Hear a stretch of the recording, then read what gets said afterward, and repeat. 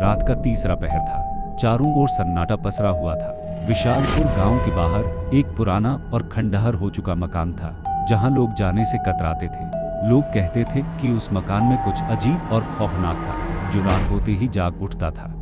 रवि, एक शहर का युवक जो अंधविश्वास में यकीन नहीं करता था, उस रात अपने दोस्तों के साथ गांव आया था। उनके बीच शर्त लगी थी कि जो भी उस खंडहर में रात बिताएगा वह विजेता होगा। रवि ने हंसते हुए शर्त मान ली और रात में अकेला उस खंडहर की ओर निकल पड़ा। जैसे ही रवि उस खंडहर के अंदर पहुंचा, उसे अजीब सी ठंडक महसूस हुई।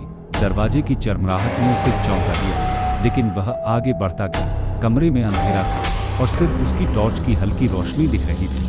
उसने सोचा, ये सब बस डराने के लिए अफवाहें हैं। पावर्ड बीट अ बस।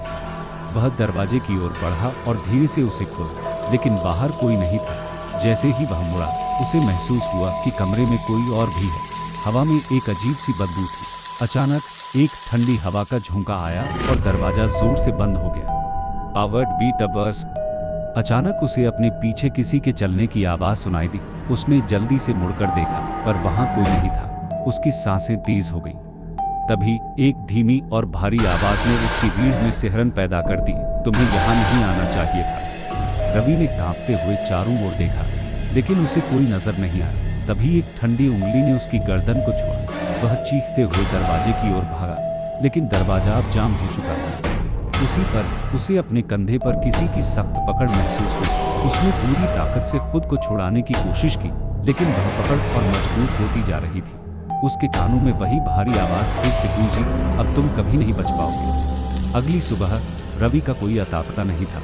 उसके दोस्त जब उसे ढूंढने गए तो उन्होंने सिर्फ उसका टॉर्च और टूटी हुई कुर्सी पाई। लोग कहते हैं कि उस रात रवि उस खंडहर का हिस्सा बन गया और अब हर रात वहां से एक अजनबी की दस्तक सुनाई देती है।